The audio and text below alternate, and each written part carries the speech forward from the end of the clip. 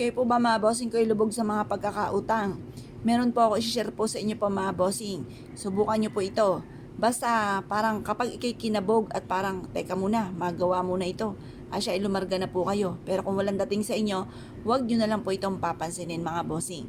Ngayon po mga bossing, masasabi ko lamang at paulit-ulit natin sinasabi mga bossing ko sa video kung gaano karami ang pangarap ay ganun din po ang dami ng pagkayod. Kung nais nyo na magkaroon ng mansyon na bahay, mansyon din ang pagkayod. Baka naman po mga bossing, mansyon ang gusto pero ang pagkayod ay gakubo lamang. Or kaya po ay talagang konting kembot lamang ay pagod na. At tapos ay paladaing pa, naku, wag ka nang umasa.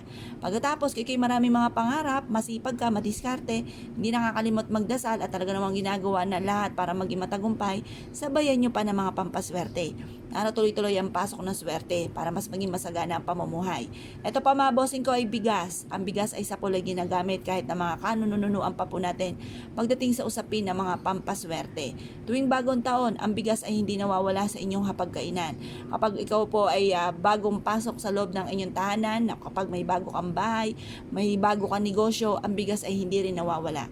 Kapag ikinakasal, kailangan ito'y paghahaluin sa bulaklak ng sampagita at ito po mga bossing ko or kaya po bulaklak ng rosas para mas maging masagana ang pamumuhay.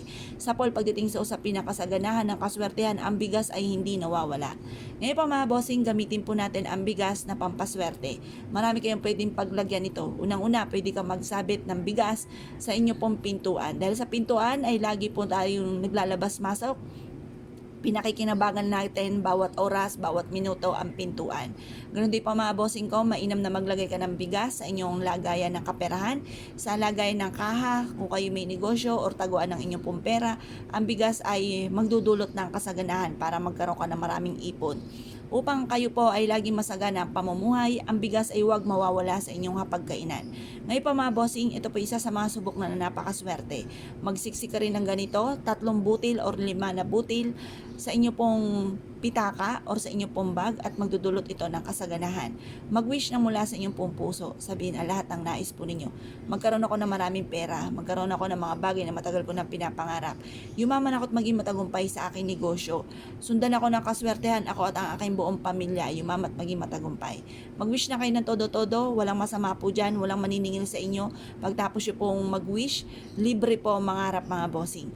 Ngayon pa mga bossing, kung ikaw isa sa mga naniwala at nais po itong gawin, mas mainam na gawin nyo po ito sa umaga, ng mga bandang alas 7 sa liwanag ng sinag ng araw sa umaga. Ngayon pa mga bossing, mag-wish ka na walang gamit na sana, direct to the point, at maging positibo sa buhay. Lagi nyo sasabihin ang lahat ng nais ninyo.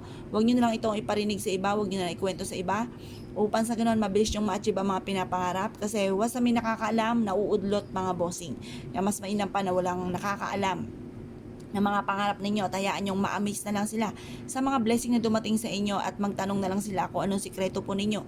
Or kaya i-share nyo po ang ating pong video upang sa ganon, kung sino man makakapakinig nito ay malalaman po na bawal ipagsabi. Ngayon po mga bossing, kung ikaw ay naniniwala at nais po itong gawin, ay siya mga bossing, good luck po sa inyo po lahat.